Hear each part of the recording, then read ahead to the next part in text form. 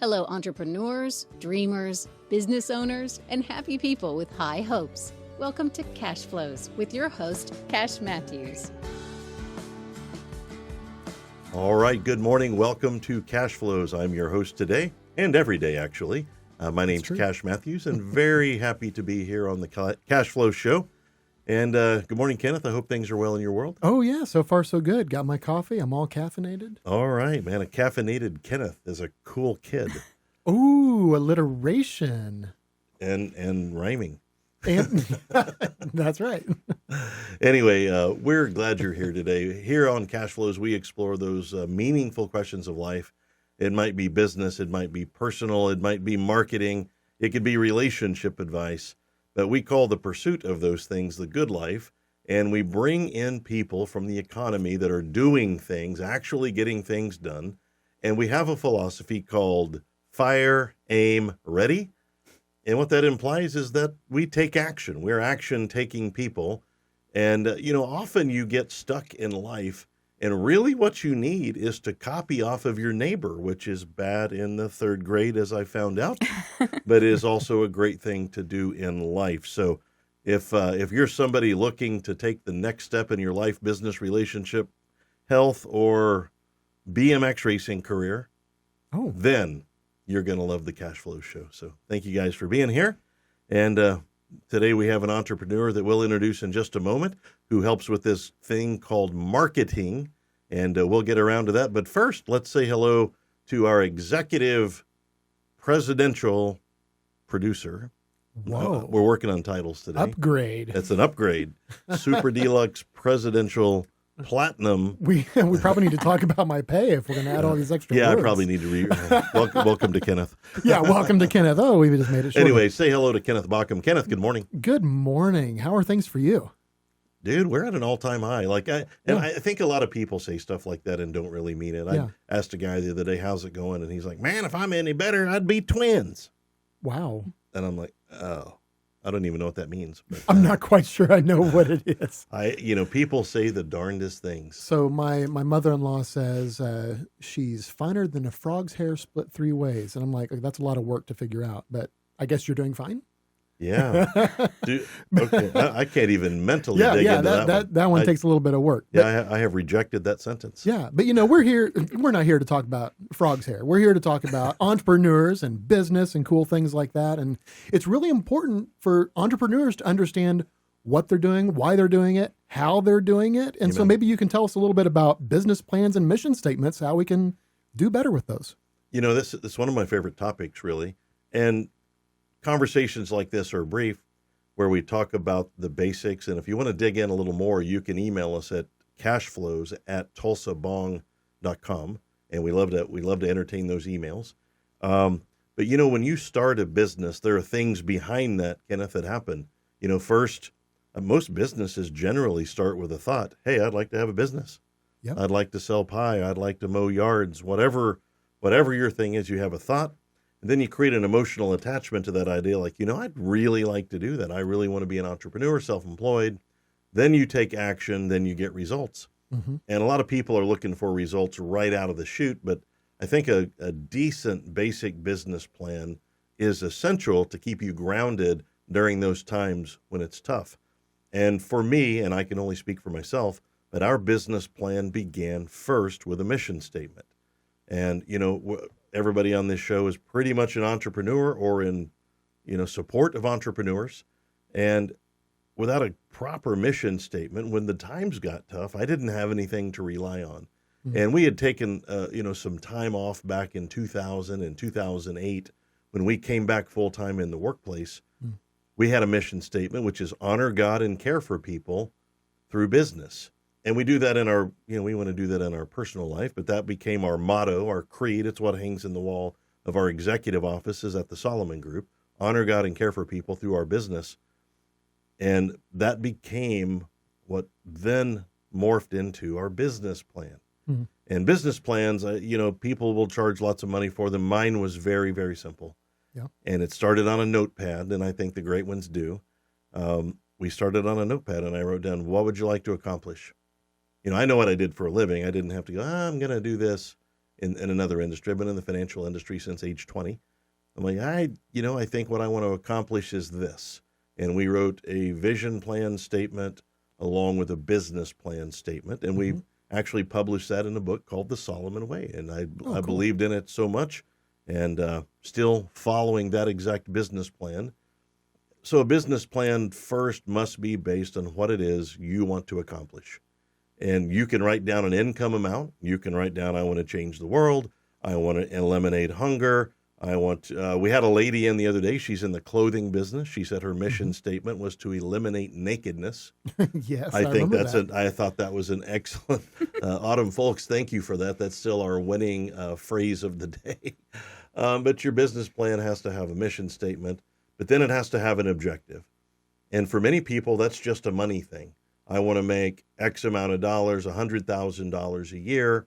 How am I going to do that? And, we wrote out, well, how do we make money? Well, we do these kinds of products and these kinds of things and charge these kinds of fees.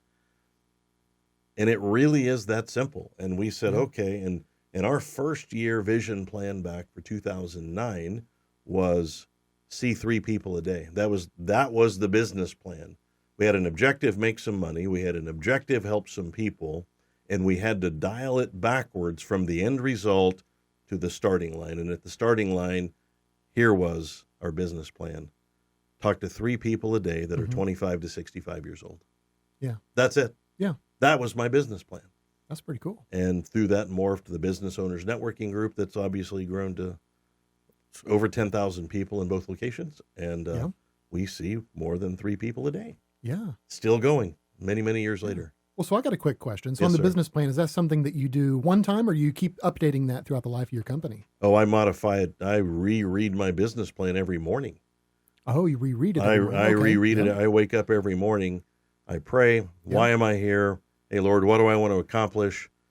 And I and I study it at least once a month. Like, hey, do we need to make an adjustment? I still try to talk to 3 people a day, 4 days a week, and play golf on Fridays. Keep the main thing. Well, and I think in your business plan, you also have to make sure you make an allocation for your personal life. Yeah. I don't, we're not all business. Our guest today is a wonderful family person. And I think we have to pay attention to that. One of our sections on this was how to stay in balance. I think your business plan has to account for you, the human, not just you, the big money collector.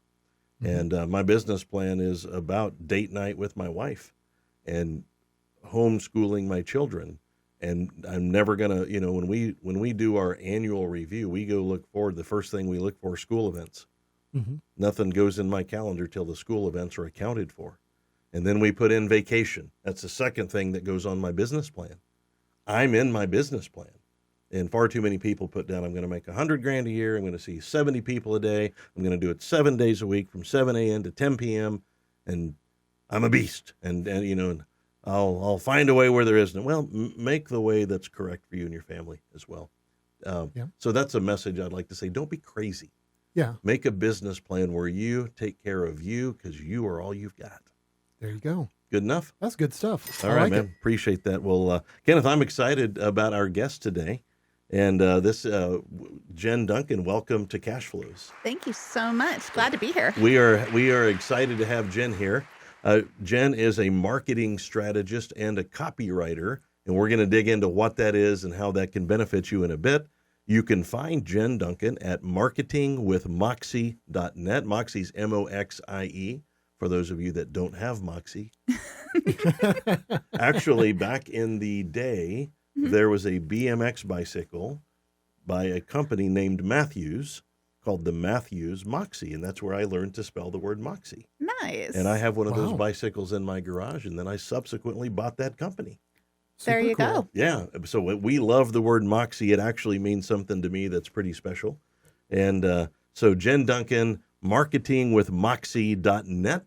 And today we're going to talk about marketing and copywriting, but more importantly, we're going to get to know Jen. So Jen, look, we're going to start with this Crazy B.O.N.G group where you and I met. Uh-huh. And I think we met first at one of our new member coffees, right? Yes. So that was 2-3 months ago or 4 months ago, maybe. Actually, it's been a little while. Yeah, I think it was sometime last summer or maybe like August. And for the record, like, September-ish. that much friendship equals old friends. There you go. Here at the B.O.N.G group. And Yeah, so, what's fair your experience been with the B.O.N.G group? I know you've met a lot of people and made friends, and then it turns out you and I know people. It's like been awesome. Yeah, no, it's been incredible. I'm not a huge joiner. I'm the one who kind of like stays on the fringe a little bit and like looks to see what's going on. What's our name for that? She's a lurker. That's true. I am. I'm a bit of a lurker Yeah, at first. yeah. We call everybody lurkers. All right, keep going. I'm sorry. And, just to kind of get a feel for the place and see if I want to join in. And the feel that I got right away was I want to join in. Yeah. And I felt really comfortable. Everybody I've met has been super friendly, super collaborative, which is not something that's easy to find. That's kind of rare. And like this group is just everybody is super collaborative. There's no mean-spirited competition going on or anything. We all refer to each other, and we all, if somebody pops up with a question of, I'm looking for blank, does anybody do this? Yeah. And within half an hour, you'll have 30 comments of, you need to speak to this person, or, hey, I can help, or, whatever it is. Yeah, and we had the same friend, Jillian Marina. Yes. And wait, you guys already know each other? But then I found out you had just met here. Right? Mm-hmm. Yeah, we actually just met a few weeks ago, and became fast friends. I don't think you can meet Jillian and not become her best friend right away. She's that person. I mean, I'm trying to say something. She's like a puppy. And we mean that in the nicest way possible. Wait a minute. My wife is going to punch me in the neck for saying that. I'm so sorry. But she is just lovely and wonderful. And, the more we look around, I keep meeting people with whom I love to hang out with. Mm-hmm. And and I'm glad you're making friends there. Yeah, me too. And Jillian found out that, I'm a little more introverted than most. And she's like, well, I'll fix that. You're coming to this and this and this. So see you there. I'd known her 48 hours and I was cooking pancakes for her at my house. I'm like, what is happening here?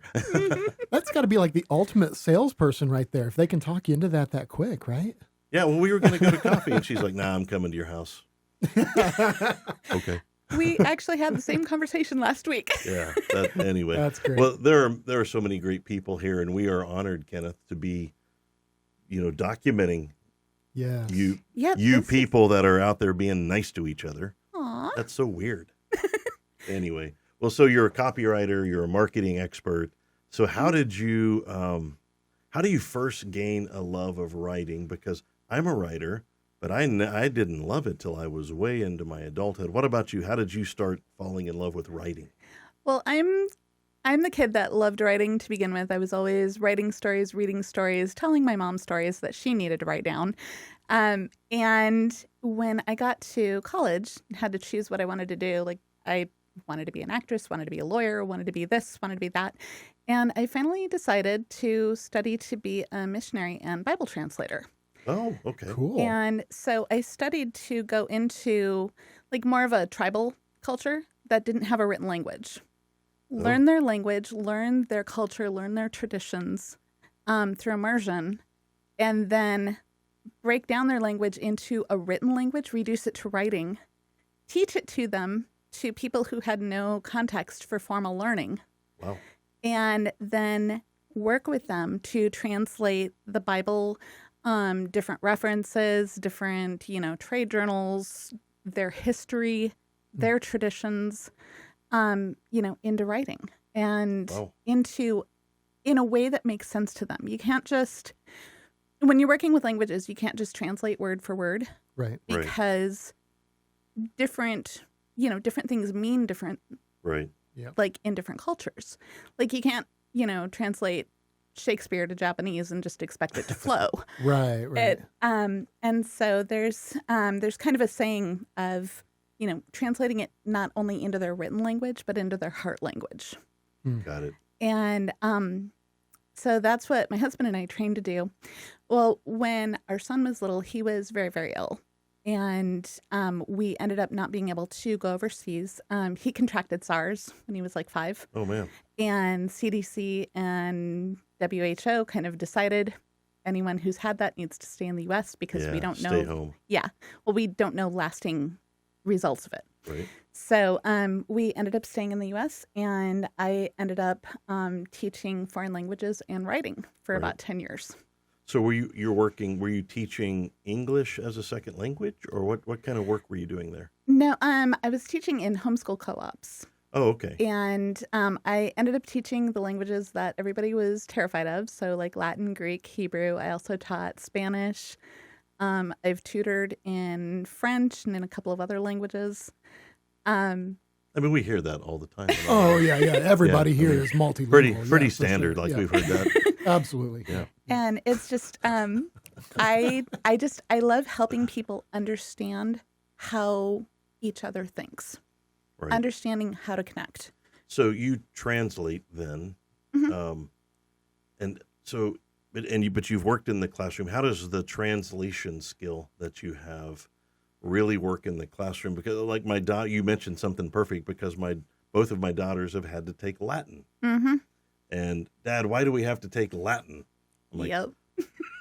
Because I'm the dad, and I said so. that was pretty much what I went with. Yeah. And they were not old enough to argue. But I mean, how does that work in the classroom? Because that's the tough one. It is. And how I taught those languages were more like learning a secret code that nobody else knows. Ooh, okay. And so that sounds fun. Yeah. So that's fun. Like my son, when like kids would smart off to him in Scouts because he was senior patrol leader, he would respond to them in Latin. Ooh. And things like, I'm the master of the universe and you are not. Oh, that's what he was saying, Yeah. but in Latin. Do you recall that phrase in Latin? Magister mundi sum et non est. Ooh. Okay. And, things like that. But teaching them the thought processes, the culture, like what's behind the language. And, in doing that, they're learning grammar that applies to English grammar. Right. Because I don't know anybody who loves, any kid who loves taking English grammar. But when they got to translation and, like you think of Cicero and Caesar and they hated translating the ancient, things. I actually had one student that, we were working through Caesar's Gallic Wars. And his comment was, if the Senate had to read this, I can see why they knifed him. It makes sense. Yep. He had it coming to him. And so instead, I started having them translate scripture, and taught them the basics of exegesis, hermeneutics, of how to study and interpret and translate scripture. So what was their starting point then? If they're interpreting scripture, where did they start? Was it the Greek Orthodox type I would origins, start them out of the Vulgate, out of the Latin Vulgate, and I would start them with an easier grammatical text. Right. Like maybe John 1 or, something like that, like something that they're familiar with, that they then take it verse by verse. We talk through it. They work through their translation, turn it in, and, I'd give them any notes. And they would, by seeing it through one of the original languages, which is very picture-based, instead of English, which is very definition-based. This is a table. This is a microphone. So now they have a deeper understanding of the word. Mm-hmm. And, when my first Bible was the King James Version. I still have my original Bible from when I was about 6. Yep. And I still peek in it from time to time and I got nothing. Oh, yeah. Well, because you need some reference points, or you need some definition. It was hard for a kid to read. Exactly. Well, that was written concurrent with Shakespeare. Right. And the English language has changed somewhat in 400 years. It has changed a bit. And so, there are verses in the King James, be a hilarious giver. Right. What does that even mean? Yeah. Because hilarious means something very different now than it did 400 years ago. Right. It's to be joyful in giving. Right. Instead of, rolling on the floor laughing. Well, I wish I had known that all these years. I have really messed this up. Be a hilarious giver. And so, but the translation would come in and helping them learn how to put their thoughts into, into writing in a way that would make sense to other people. Right. And helping them connect. I think that's beautiful. And I love now I do love the Latin language now, because you begin to learn the origin of words Exactly. And then you can see like I love the word decide, and it's from the Greek word "aside," meaning I think to give up or, and so once you decide, you've given up all the other options. And when you learn those origins, those words become more powerful. Oh, they totally do. And, those words breathe life into things. And, like the word decide, I decided to go to lunch. Yeah, you went to lunch. But when you decide something, that's a major thing in your life. Well, like when you decided to marry Katie. Oh, yeah, I decided the minute I met her. There you go. Okay, so and I did decide, like, there she is. I wonder what her name is. So you chose Katie and gave up anything else I did. gladly. Yeah. Oh, yeah. Well, when I realized I had a chance, like, there was no way I'm not going to mess that one up. That's awesome. Like, she has no eyesight, poor sense of smell. That is the perfect wife for me. So I'm what they call 20-foot sexy. Like, from 20 feet, I'm like, hey, Katie, how's it going? But, that's why I don't let her get close to me. Thanks for bringing that up. Sure. I'd like to point out that was Jen Duncan's segue, not mine. Wow. All right, well, let's talk about copywriting and marketing and how you moved in that direction, because the world is becoming more entrepreneurial. Definitely. Maybe by necessity. I think COVID opened the world to more people realizing they could work from home. Definitely. And for some people, it showed opportunity. For some people, it showed agony because, they're trying to, it was difficult, but I think more entrepreneurs have come around. And you're in this world where you serve entrepreneurs with marketing, copywriting, and I think you're also a great set of eyes on what they're putting out into the world. Would that be a good way to say it? It is, yeah. Yeah.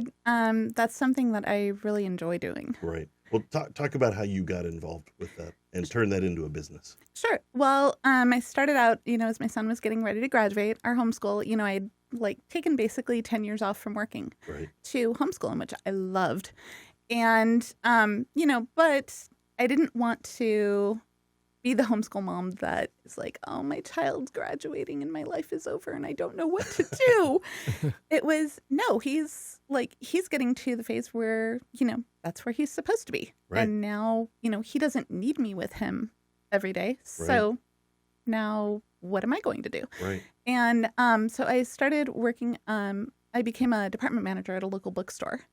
Oh, and fun. That would be fun. actually helped a lot of homeschoolers. The bookstore sold homeschool curriculum. Right. And also educational stuff. So I helped a lot of teachers, find what they needed. But I was involved about 7 years ago in a workers' comp accident I got nerve damage in my arm and damage to my shoulder. And so I couldn't do the things that are needed in retail. Right. And so, while I was recovering and going through the workers' comp settlement and blah, blah, blah, kind of figured out that I needed to do something else or I would lose my mind. And I got into blogging and, became a VA and figured out that VA is a virtual assistant. Virtual assistant. Okay. And along the way, I found out that people will pay me to write. Right. And which is what I love to do anyway. Right. And so I just dove into, marketing and copywriting and, found what I love to do. So define copywriting for our listeners. Sure. Copywriting is basically anything in, any sort of text. So it could be your website copy, your emails, your blog posts, your social media copy, a sales page, Facebook or Google ads. So it could also be like a biography that you put on your website. Totally. Okay. Your biography, your about page, your service pages, and basically written in a way that connects with your readers. Okay. So what I do is I research who it is that you want to serve. Right. What are their pain points? What, where are they? What do they know they need? Because that's where you start. Right. You'd a lot of people try to start with, you're a financial advisor. Right. And if you started, when you came over and started with, this is what you need. So this is what we're going to do. Oh, that would have gone bad. Yeah. Because you have so much more context for that. Right. And Paul and I would have been my husband, Paul and I would have been looking at you like, okay, bye. Yeah. How did you get in our house? Yeah. Cool story, bro. Yes. And so instead you start with where your clients are, what they know they need, what they know their pain points are, and then you bring them along in writing and design, in like whatever it is you're putting out into the world, to bring them to the point where they understand the solution that you offer and they realize they need it. So it's, but there are ways to do that very unethically. Oh. That are, like fear-based or, things like that, or like there are people out there that will just flat out lie about, like you'll lose 20 pounds next week or, No. whatever. Oh, But there are also ways to do it very ethically. Right. And that's what I aim for, is to make sure that you're happy, your clients are happy, that it is a win-win situation for everybody. So it's connecting you as a business owner with the people who need you. So you also work then with people like Jillian who does marketing but what about other web developers who are creating the websites? Do you come alongside web developers? Because, we have several of those in the group that have done very well. Yeah. But, one of them called me and went, hey, can you send me a bio? And I just talked it into my phone and hit send. Like, dude, 62. I didn't know what to put in there. Yes. I work with web developers to like write the copy for the websites.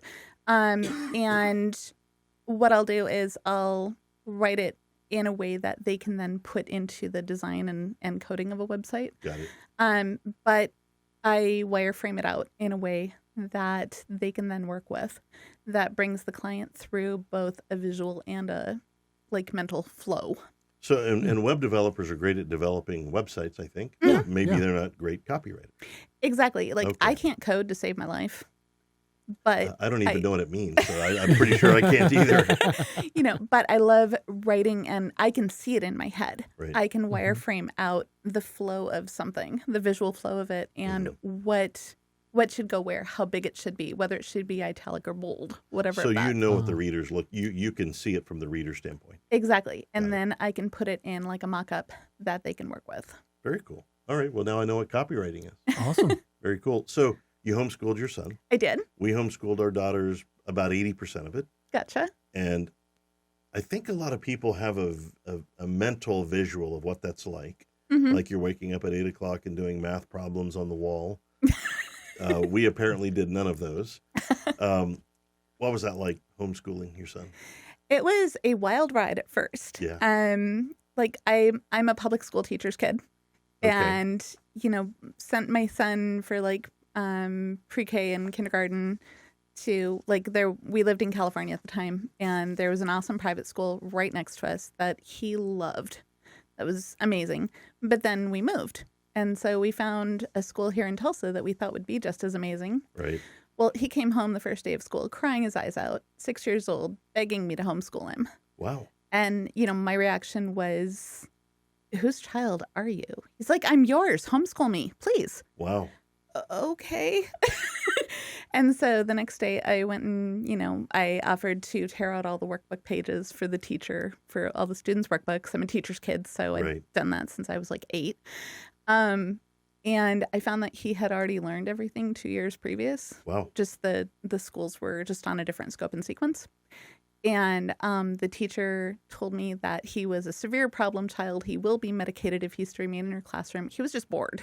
Right. And so I researched homeschooling in Oklahoma over the weekend, pulled out every book from the library I could find, because we'd come from California where the Right. laws are a lot stricter. Right. And the following Monday, I sent him to school, taught him how to daydream without getting caught. And while I went and bought curriculum and, got everything I thought we needed. And at the end of the day, I pulled him out and we kind of never looked back. That is Wow. awesome. And that first year, I think we went through 3 full curriculums. My husband told me if we were going to continue homeschooling, I'd have to go back to work to pay for it. You pay for And so, got involved in a local group and found out what I was actually supposed to do, and Right. that it doesn't have to look like classroom school. That's one of the things great about homeschooling. It's also a collaboration, and Oh, you totally. start to meet people, and they just want you to succeed. Totally. And yeah, Tulsa is beautiful. such a great place for that. Oklahoma's a Yeah. great place for that. Yeah, it really is.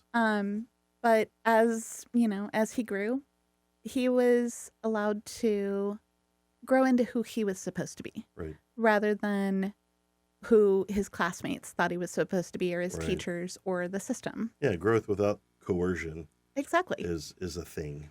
Hmm. And well, listen, we're going to take a quick break. We're Okay. going to hear from one of our studio sponsors today, Mr. Kenneth. Who do we have? All right, ladies and gentlemen, our episode today is sponsored by the law offices of Dewey, Cheatham, and Howe. Wait, this can't be right. Hang on, let's try this again. Who's writing our copy around here anyway? We need a new one. Okay, here we go. Hey, listeners, before we dive back into today's episode, we've got a special shout out to our amazing sponsors. This podcast is coming to you from the studio at Elevate Coworking, signage provided by CM Customs, and the show features amazing entrepreneurs from the Tulsa Business Owners Networking Group.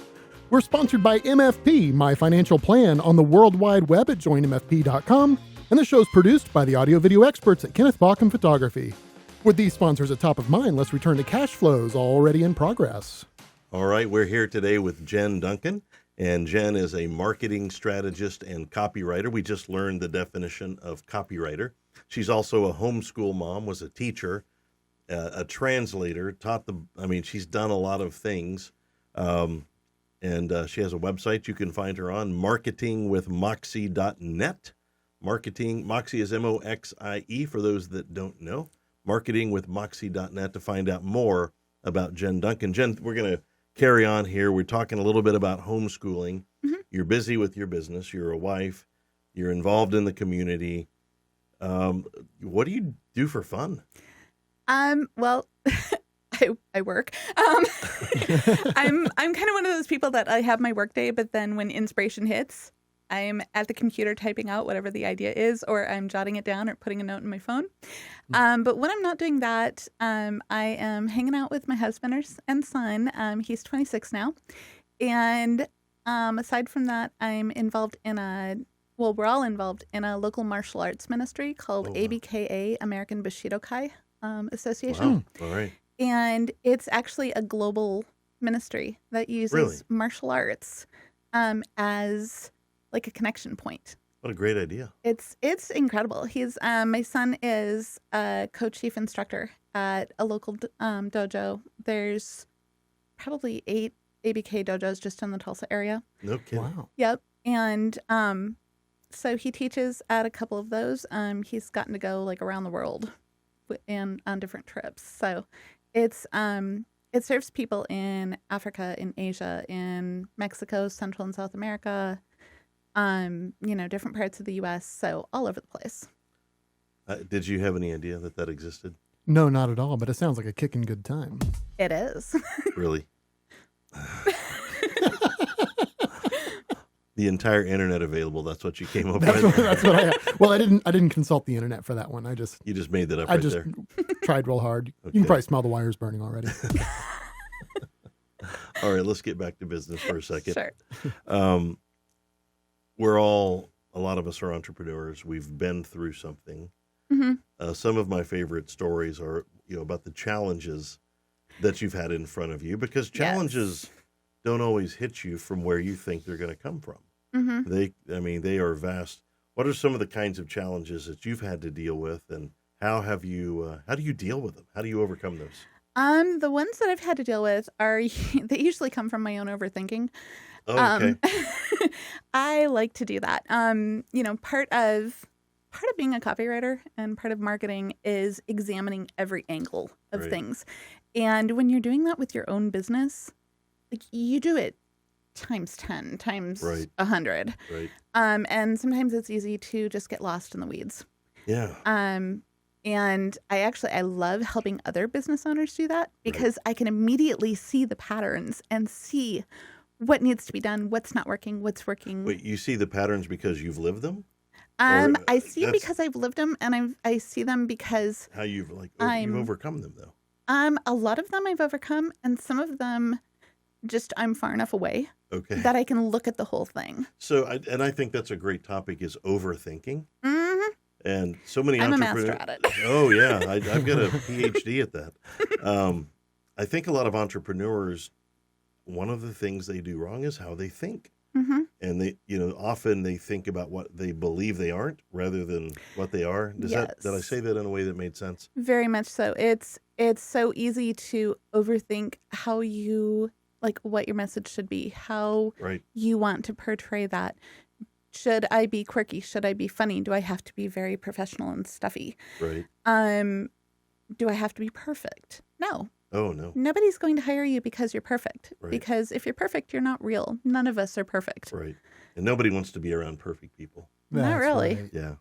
And, so the things that I've overcome, and I usually do this by, a friend or my son coming and, sort of metaphorically knocking me upside the head and just going, oh my gosh, get over it and do it. Right. So to that degree, you're also coaching entrepreneurs as you develop marketing strategy and copywriting. Yes. So there's a bit of coaching where you have to kind of give them, you said knocking you upside the head, but we'll call it a spirited conversation There you go. or a gentle nudge. Gentle nudge. Jen Duncan, the queen of the gentle nudge, There you also go. known as a karate chop to the head. Hey, there you go. Whichever one is necessary. And I usually ask which they prefer. Yeah. Okay. That's I mean, some people have told me they're just like, be blunt, just tell me, yeah, and I'll say do the it. thing. And Yeah. some people are like, no, I need an explanation and just ease me along. Yeah. Do you want So- compliments or results? Exactly. Mm. And, I'm like, I can get you vanity numbers. I can get you crazy people calling you all day. That's Right. easy to do. Yeah, that part's easy.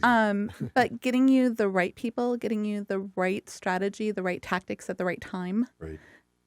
that's a little tougher. And to do that, we have to dig in Right. and, try a few things. Not all of them are going to work, but that will point us to what will work. All right. And- Well, you had yeah. mentioned earlier that you do SEO and that you enjoy it. Mhm. Those are not phrases I've heard together. Yeah, I'm a Very bit of an often. SEO geek. Yeah. What are you doing this week? Yeah, I'm going to do a little SEO. Oh, yeah. You going to watch the game? Nah, I'm doing some search engine optimization. Yeah, yeah. Yeah. Click here, click Okay, there. talk about that for a little bit.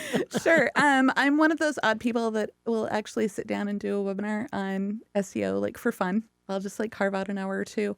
I will be the one digging into all the research, all of the, like what everybody's saying and figuring out what's actually working, what's not. And then digging down into numbers Right. to see what's working. And I love making all the puzzle pieces come together. And I know that's a little weird and I probably need to get out more, but it is actually something I find fun. It's something I'm a little competitive with. Got it. Well, Nice. I'm glad we have people out there doing those things. Yeah. You want to watch a SEO thing with me tonight? Yeah, we could I'll do make that. I'll make some popcorn and That sounds like a kicking game. We get we'll a kicks ha- on Route 66 we'll have an there. SEO fest at the house. Yeah. Yeah. I'll Okay. CO there. Oh, thank you. I'll Yeah, SEO yeah, you yeah. there. Okay. You're on the verge of funny. It's pretty close. It's getting closer. You're right in there. All right. So, what are some fun facts that people don't know or would like to know about Jen Duncan? Let's see. I have studied 8 languages and tutored or taught 6 of them. That's fun. So, let's see. I spent about 5 years being a speaker at homeschool conventions across the country. Ooh. And it got to where we were in a different time zone every weekend. And where my son, he was probably 9 at the time, if we weren't traveling, he Okay. didn't believe us. Right. Where are we going to be next week? At home? No, we're not. Where are we going? No, really. Where? Why? What canceled? So, and the third one, I love doing like one-on-ones or Yeah. small group. I love talking to people. Yeah, you're like good at it. directly Well, I with mean, that's what people. we're doing here. Oh, Oh, yeah. thank you. But I am actually a huge introvert and I'm a little awkward in large groups. So if you see me in a large group and I'm like, let's do a one-on-one and I'll come live. Very cool. All right. Well, we're at to that point of our show where we're going to get a golden nugget from Jen Duncan. We're here with Jen Duncan today. She is a marketing strategist and a copywriter. You can find Jen at marketingwithmoxie.net, and you can find her on Facebook, also in the Tulsa Business Owners Networking Group, Yep. and you can find her on MySpace. Possibly. No, I don't think. I just missed MySpace. You just missed MySpace. All right, we're trying to So cover close. all the gaps, as There you the marketing gurus that Kenneth and I are. That's right. So Jen, give us a golden nugget that our business owners and friends out there will enjoy. Sure. My top piece of advice, don't be afraid to be yourself. And this is something that is hard for almost all of us. But people don't hire you because you're perfect. They don't hire you because you have the perfect Instagram life. They hire you because of the perspective and the experience and the skills that you bring, because of the personality that you bring. That's what they want to connect with. And today in marketing, in business, in every area of life, connection is more important than really ever. We've already gone through like not being able to connect. I know. Mm-hmm. And, people are tired of the fake. They're tired of the sales pitch. They just want to connect. So don't be afraid to do that. I appreciate those words more than anything. I think that's the essence of what our B.O.N.G group is, is people like you coming in, being willing to connect, even though you have a little anxiety. But you're out there with the people. And I've always told people, Kenneth, as I've done sales training in my industry, and people want very technical stuff, or in the old days, I just say, just go see the people. Yeah. STP, see the people, be among the people. Don't be afraid to mess it up, but be yourself. Yes. What a great message coming today from Jen Duncan. We're here today with Jen Duncan, marketing strategist and copywriter. You can find Jen at marketingwithmoxie.net or on Facebook in the Tulsa B.O.N.G group. And Jen, thank you so much for being here today. Thank you so much. I had a blast. This was awesome. So that's going to be a wrap. We're going to wrap this thing up. Please don't start wrapping over there. No, I'm good. Yeah, I've seen you do that. I don't have to rap. I don't have to rap, but I can beatbox for you. You can rap. We'll see what you got. I mean, after all, cash flows. Okay. I actually sort of like that. Okay, you closed with a winner, man. That's finishing strong. Hey, so we're going to wrap it up today. We are thankful for Jen Duncan being here today. For our sponsors, we're thankful that you're here today as well. It's a crazy world out there and trying to keep it all together. And life is a collaboration. And my visual in my brain is we're all just arm in arm walking each other home. And wouldn't it be nice if we could be nice? And I think that's actually, Kenneth, our message here at Cashflows. Let's be nice to each other. Make good decisions for you and your family. And here's one that I think you'll find value in today. Wouldn't it be great if you forgave somebody that absolutely did not deserve it? Because forgiveness is not about that other person. It is about you and letting go of those chains that you've dragged yourself down with. Forgiveness is about freedom for you. And after all, aren't we all forgiven in a unique way? And we enjoy that as well. So to our friends out there listening and clicking and liking and sharing, thank you so very much. And remember, this show is about you. Thanks for being part of Cashflows. That's our show for today. Stay tuned for another riveting edition of Cashflows.